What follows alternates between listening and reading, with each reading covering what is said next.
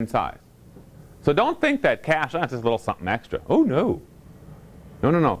It, in many, many cases, can double the size of your raw data.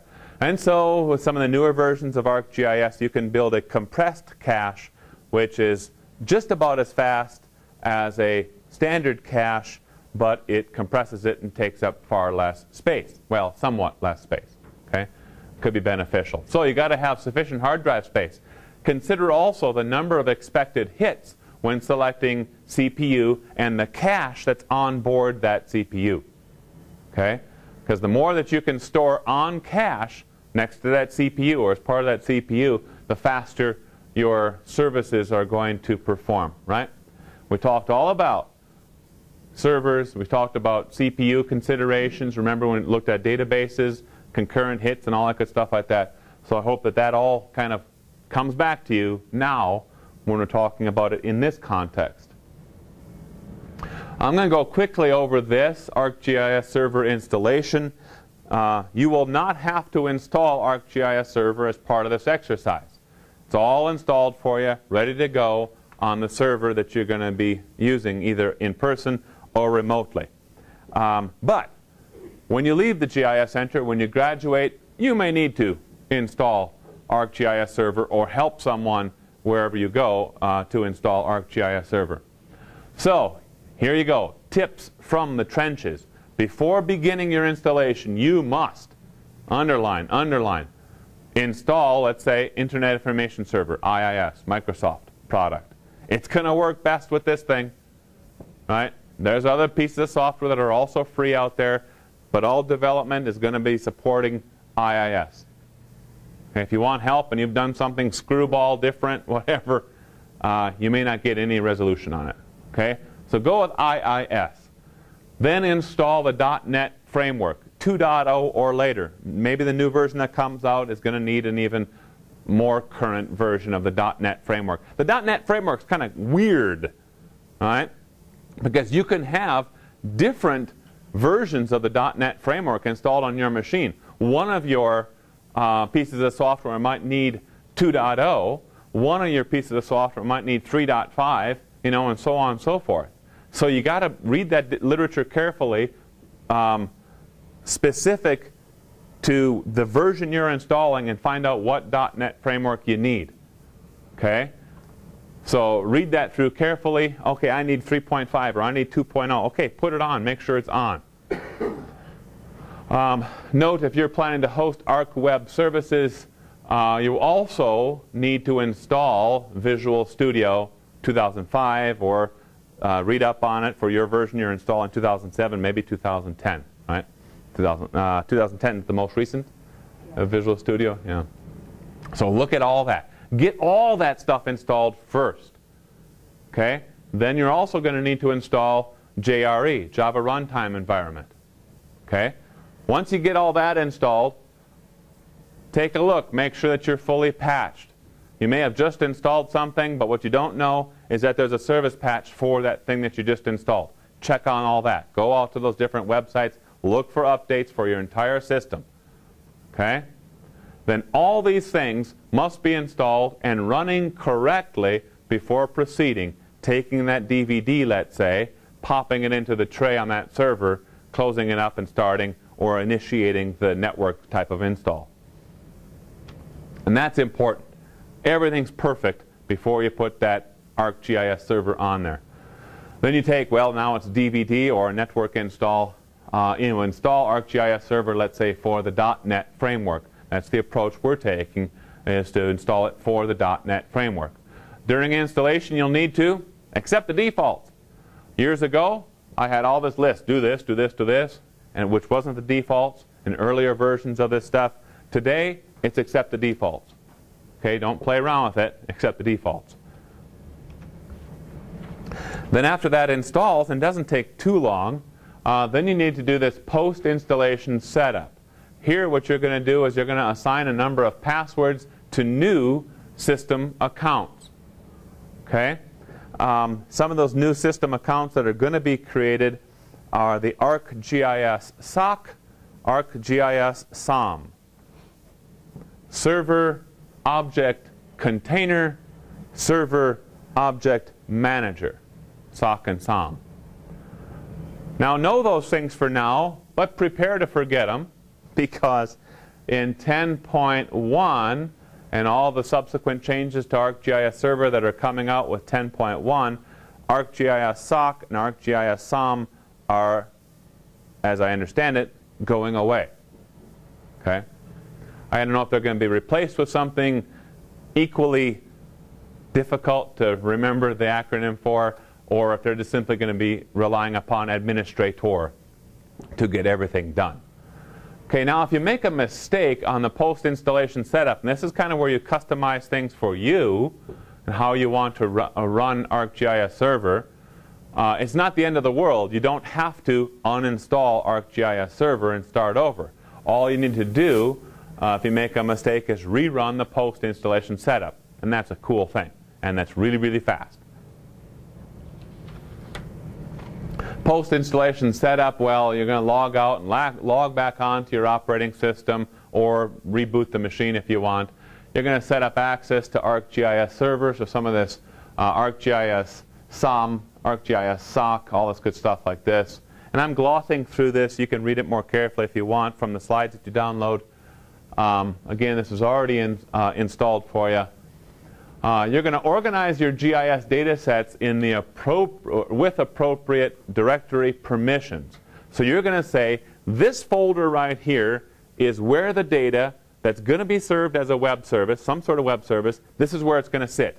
You want to designate a folder. Now there can be subfolders inside of it, that's all right, because those subfolders that are created afterwards, right, will automatically inherit from that parent folder, right? You know all about inheritance, you know all about those hierarchies, and you know all about permissions at this point. So you're going to designate at this during the post-installation setup that this is the folder where all the data is going to go. That's ultimately going to drive all the services that I'm going to build, right? And over time you can keep adding more data to it as you want to provide more services. That's all right. Then you're going to connect to your ArcGIS server or to your GIS server, add services to your server. There's a very nice web interface.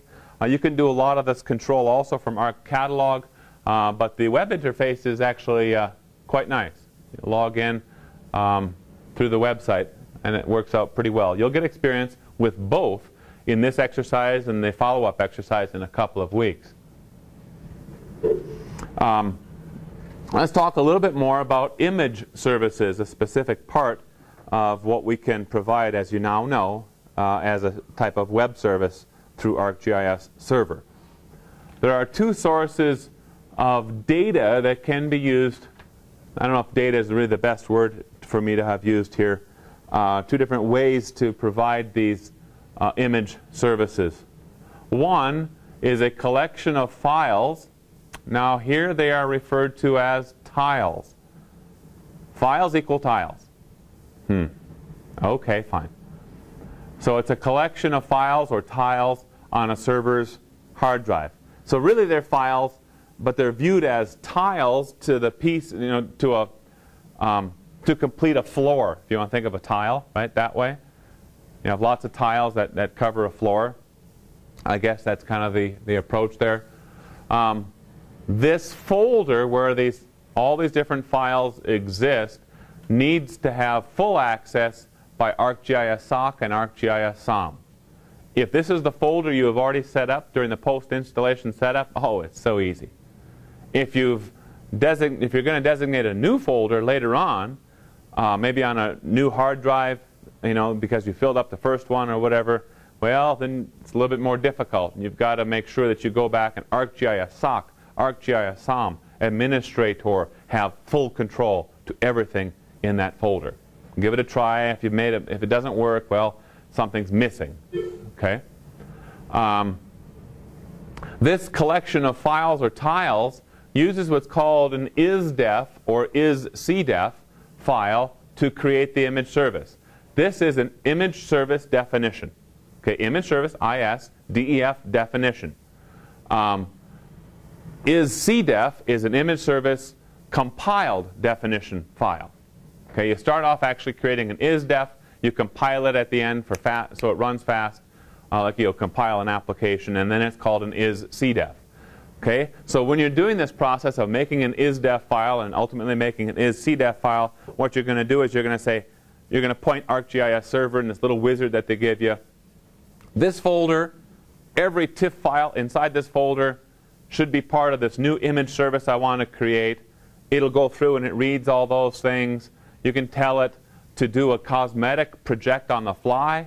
If all the data is in UTM, that's all right. We want it to be displayed to the end user as IDTM, whatever. Okay? And that's all part of creating the isdef file and ultimately going forward and compiling that thing. This uses the image server extension, which requires ArcGIS Server, but actually runs separately. That's the existing architecture of ArcGIS 10. The other approach is to use what's called a raster mosaic data set within a file geodatabase. Okay, so this needs the same access permissions. The folder that represents your file geodatabase needs to have the same permissions for ArcGIS SOC, ArcGIS SOM, and administrator as you would if you're going to use the tile file approach. It creates an image service directly from ArcGIS Server. Does not require the image server extension. It requires, boy, it sounds so similar. I think it's called just the image extension for ArcGIS Server. And I think what's going to happen in 10.1 is, what I've heard is that image server extension is pretty much going to go away. And they're going to put all forward development into this raster mosaic data set. And that'll be the way that it will work in 10.1. So there's some big changes coming in 10.1. But to make things work right now, and for your exercise and for your project, for kind of the balance of this semester, you can use either one, image service or the raster mosaic data set. Server image extension. Now that's right. Server image extension versus the image server extension. They just flipped the two words. You know? Image services. Image services are really the best solution to serving raster data. Recall that SDE is not a good solution. Okay, out of the box, SDE is a poor solution to serve imagery. And the imagery that we pretty much are working with here is TIFFs. TIFFs, GeoTIFFs. Performance. I want to talk a little bit about performance of the iscdef versus the raster mosaic data set.